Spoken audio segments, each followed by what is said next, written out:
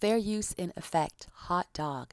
Today we are talking about the gorgeous island of Jamaica. Jamaica is such a beautiful island, great weather, great food. The people, when they're cool, they're so cool, so smart, so amazing, everything, right?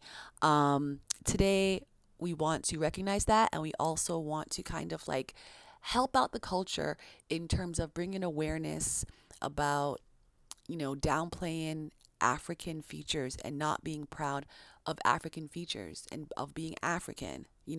And where this is coming from is um, I met this guy and he was like, "Oh, my grandfather is Indian, but I didn't get the hair though."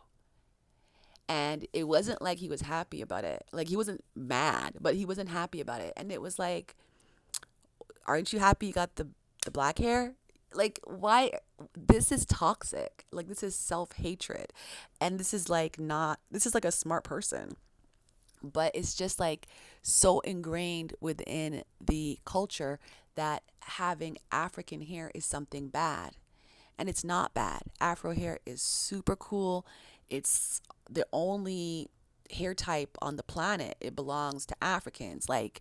And due to slavery, Africans were taught to hate their hair, right?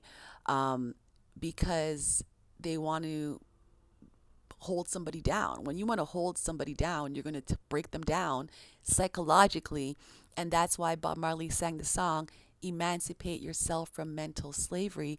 None but ourselves can free our minds." And that's why I did this video today, to help us free our minds. Because a lot of us are raised up under people who taught us we have to perm our hair. We can't show our African hair. African hair is like slave hair. African hair is not good enough. And we should aspire to have mixed hair or European hair or whatnot, Indian hair, Brazilian hair, and whatnot. And for an African person, a person of African ethnicity, to actually believe this, it is super duper toxic for you. And it's painful. And it hurts me that people think this. It hurts me that a part of me thought that about myself. And because I was taught that as well. And, it goes deep, right? So I just noticed this is still happening in 2025, that black people want to have non black hair. It is so crazy when there are non black people who are like, yo, black hair is so cool. Afro, the braids, all the ways, it's just cool. And I think this is really from slavery, and it's being taught and it keeps on being reproduced. And I think that when we find ourselves feeling that way, we can stop for a second and really understand that if God gave us Afro hair, He didn't make a mistake with that.